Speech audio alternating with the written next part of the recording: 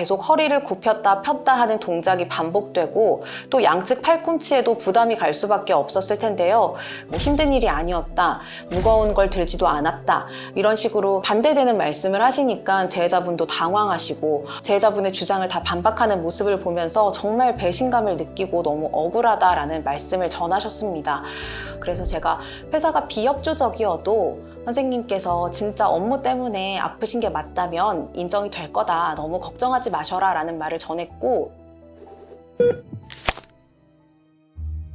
안녕하세요. 사람과 산재 한혜진 노무사입니다. 오늘 제가 소개해드릴 사건은 휴대폰 액정셀을 만드는 공장에서 약 11년간 근무한 재해자분의 사건인데요. 휴대폰 액정셀을 만드는 제조 공장에서 일을 하면서 양측 팔꿈치 통증과 그리고 허리 디스크로 인해 수술까지 하게 되면서 저희 법인을 찾아주셨고 승인을 받은 사례를 소개해드리려고 합니다. 재해자가 소속된 부서는 휴대폰 액정셀 커팅 부서였는데요. 액정이 하나씩 커팅이 되어져서 나오면 이거를 다 일일이 떼서 그 다음에 카세트라는 곳에 옮겨 담는데요. 카세트라는 거는 휴대폰 액정셀 하나하나가 몇백 개, 수백 개씩 보관되어 있는 박스라고 생각하시면 될 것 같아요. 그래서 카세트 하나의 무게가 11에서 20kg 가까이 되는데 재해자분은 이거를 하루 종일 운반하는 작업을 하신 거죠. 이 액정셀을 떼서 카세트에 넣는 작업, 그리고 완성된 셀 카세트 11에서 20kg 가까이 되는 이 카세트를 세정기로 운반해서 세정기 안에 넣는 작업, 그리고 세정된 카세트를 다시 꺼내서 다음 공정으로 넘어가기 위해 선반으로 운반하는 작업까지 재해자가 모두 수행한 작업입니다. 다만 재해자분이 수행한 업무의 특징 중에 하나가 이 모든 공정을 하루에 다 수행하는 것이 아니라 담당자가 하루에 업무를 배정을 하게 되면은 그 특정 업무를 하루에 10시간 20분 내내 동일하게 반복한 겁니다. 재해자가 운반하는 업무에 배정이 되면은 하루 10시간 20분 내내 11에서 20kg 가까이 되는 카세트를 운반하는 작업을 수행했던 건데요. 155cm의 작은 체구의 여성 재해자분이 11에서 20kg 가까이 되는 카세트를 매일 동일하게 10시간 20분 내내 운반을 한다고 생각하면 팔꿈치 통증이랑 허리 통증은 어쩌면 당연하게 발생할 수밖에 없었던 것 같습니다. 재해자는 여러 근로자 중에서도 열심히 일을 하셨던 분인 것 같아요. 묵묵히 꽤 안 부리고 열심히 하시는 분들 있잖아요. 그래서 회사에서도 그런 분들한테 더 일을 많이 시킨 거죠. 상대적으로 커팅된 액정셀을 카세트에 끼우는 업무가 쉬운 업무였는데 재해자분은 이 업무가 아니라 주로 무거운 걸 나르는 운반하는 업무에 많이 배정이 되셨던 것 같아요. 꾀를 부리지 않고 열심히 일하는 분이니까 좀 더 어렵고 무거운 걸 나르는 업무에 많이 배정이 되신 거죠. 재해자가 업무를 하는 과정에서 계속 허리를 굽혔다 폈다 하는 동작이 반복되고 또 양측 팔꿈치에도 부담이 갈 수밖에 없었을 텐데요. 그래서 재해자는 2015년에 허리 통증으로 병원을 방문했고 2020년에는 팔꿈치 통증으로 병원에 내원했습니다. 그런데 생계를 위해서는 어쩔 수 없이 또 일을 해야 하다 보니 계속 일을 병행을 하셨고요. 그러다 보니까 2023년에 허리 통증이 심해져서 결국 휴직을 하고 또 수술까지 하게 되셨습니다. 처음에 재해자분은 이게 산재인 줄 전혀 모르셨다고 해요. 그냥 본인이 열심히 일하면서 허리가 좀 아프고 팔꿈치가 좀 아픈 정도겠지라고 생각을 했는데 통증이 너무 심해지면서 휴직을 하고 또 수술까지 하시게 되니까 여러모로 생각이 많아지셨던 것 같아요. 그래서 이번 중에 산재에 대해서 찾아보게 되셨고 저희 사람과 산재 유튜브를 보게 되셨다고 해요. 그래서 이게 산재일 수도 있겠구나 라는 걸 인지하셨다고 해요. 그래서 저희 법인을 찾아오셨고 또 저희와 함께 사건까지 진행을 하게 됐습니다. 처음에 저희가 이제 조사를 할 때 재해자분과 상담을 하고 조사를 하면서 업무 관련된 사진이나 아니면 영상이 있는지 요청을 드렸는데 모두가 기밀사항이기 때문에 근로자도 내부에서 사진을 절대 찍을 수 없고 아무나 출입을 못한다라고 하시더라고요. 그래서 저도 당연히 회사에 조사를 할 수가 없었습니다. 근데 공단에서는 이제 확인이 필요하니 현장 조사를 나간다고 했고 저희가 그때 저희도 함께 가겠다, 대리인과 재해자가 함께 현장 조사에 참석하겠다라는 의지를 밝히고 함께 진행을 하게 됐습니다. 이 사건의 경우에는 제조 공정이 명확하지 않다 보니까 공단에서도 직접 현장을 확인하고 어떤 작업 공정을 통해서 업무 내용이 이루어지고 또 어떤 작업 자세로 일을 하는지 이런 거를 직접 확인해 봐야겠다라고 하신 것 같아요. 제조업의 경우에는 특히 어떤 제품을 만드느냐에 따라서 작업 공정도 다르고 또 제조 공정이 다 다르다 보니까 정형화되어 있지 않거든요.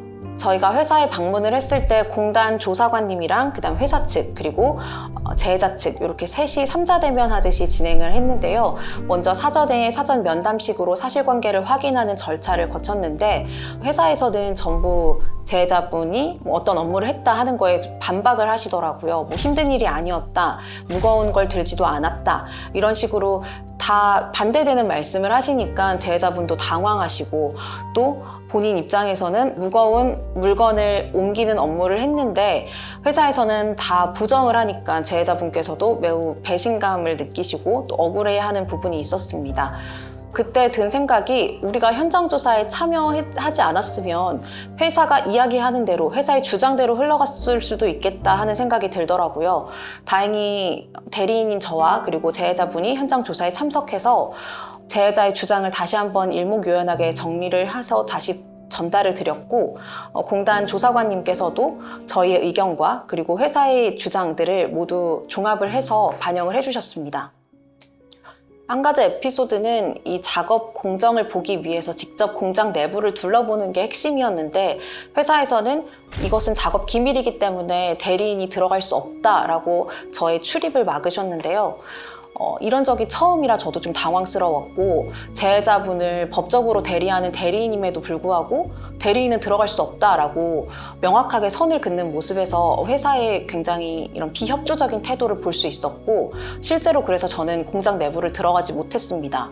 제자분만 동행을 해서 현장 조사를 진행하는데 이후 제자분의 말을 들어보니 공장 내부에서도 제자분이 하시는 말에 대해서 계속 반박을 하시고 또 뭐 실제 무게도 더 적게 말씀을 하시고 실제 무게를 쟀을 때도 그때 만들었던 제품이 아닌 다른 제품들이 있어서 제자가 취급했던 20kg가 넘는 카세트는 없었다라고 말씀을 하시더라고요. 그래서 저희는 다시 이제 현장 조사를 끝내고 돌아와서 마지막으로 이야기를 나누는 과정에서 제자분의 의견을 제가 받아서 전달을 다시 드렸습니다. 현재 취급하고 있는 물품이 당시 제자분이 근로했던 그 당시에 제품을 취급하지 않고 있기 때문에 다 반영을 하지 못했다. 제자분은 20kg가 넘는 제품까지도 취급을 했었다라는 부분을 명확하게 전달했죠. 그리고 예전에는 설비가 더 많았는데 설비 대수가 최근에 뭐 코로나의 영향인지 모르겠지만 설비 대수가 더 줄어들면서 그 점도 어필을 했습니다. 그 당시에는 더 많은 물품 그리고 제품량을 취급하고 있었다라고 주장을 다시 한번 한 거죠. 현장 조사를 거치면서 제자분은 10년 넘게 근무한 회사였고 또 자신이 정말 열정을 다해서 일을 했던 회사인데 회사에서 이런 비협조적인 태도와 제자분의 주장을 다 반박하는 모습을 보면서 정말 배신감을 느끼고 너무 억울하다라는 말씀을 전하셨습니다. 그렇게 비협조적일 거라고는 생각도 못했고 거짓말 하잖아요. 그리고 또 안 했다고 자기는 그런 일이 없다고 그렇게 말하잖아요. 너무 기가 막히는 거지 진짜. 실제 제가 그 제자였어도 회사의 그런 태도들이 너무 뭔가 부당하다고 느껴졌고 또 되게 억울할 것 같다는 생각이 들었어요. 아무래도 제자분이 여러 감정이 혼재되다 보니까 감정적으로 격해지신 부분도 있었는데 이런 감정적으로 격해지는 부분에서 주장하는 게 중요한 게 아니라 실제 어떤 업무를 하셨고 얼마나 중량물을 취급하셨고 어떤 과정을 통해서 일을 하셨는지를 주장하는 게 더 중요하기 때문에 대리인인 저는 그런 부분들을 충분히 다시 한번 정리를 해서 전달을 했습니다. 그리고 제자분께서도 심적으로 혼자가 아니라 제가 함께 있어서 조금 안정되는 모습을 보이셨고 그런 부분에서도 도움을 드릴 수 있지 않았나라는 생각이 듭니다. 현장 조사를 하고 나오면서 제자분이 승인이 안 되면 정말 억울할 것 같다라고 하셨는데 그리고 회사의 그런 비협조적인 태도를 보면서 승인이 안 되는 거 아니야? 라는 걱정을 정말 많이 하셨어요. 그래서 제가 회사가 비협조적이어도 선생님께서 진짜 업무 때문에 아프신 게 맞다면 인정이 될 거다. 너무 걱정하지 마셔라 라는 말을 전했고 이후 질병판정위원회 절차를 거쳐서 장기간 업무 수행으로 인해 허리 부담과 그리고 팔꿈치를 펴고 구부리는 동작을 통해서 상병 부위의 부담이 확인되고 재해자의 근무 내용과 작업 자세, 작업 내용 등을 확인할 때 상병과 업무와의 상당 인과관계가 인정된다는 참석위원들의 공통된 의견으로 산재를 승인받았습니다. 제자분께서는 승인을 받으셨잖아요. 그래서 너무 기뻐하셨고 또 뭔가 자신의 그간 세월 그리고 열심히 일한 거에 대한 보상을 받는 것 같아서 너무 다행이다라는 말씀을 전하셨습니다. 모든 회사의 공정이 기밀이었기 때문에 실제 현장 조사도 저는 못 들어갔고요. 그래서 회사가 어떤지도 모르고 제자분이 가지고 계시던 사진이나 영상도 없었기 때문에 제자 말에 의존해서 이 모든 이유서를 작성하고 조사를 진행했던 건데요. 그래서 분명 어려움도 있었습니다. 그럼에도 불구하고 제자분과 원활한 의사소통을 통해서 산재 사건을 진행할 수 있었고 또 그 결과 승인이라는 좋은 결과를 받을 수 있어서 너무나 저 또한 뿌듯한 사건이었습니다.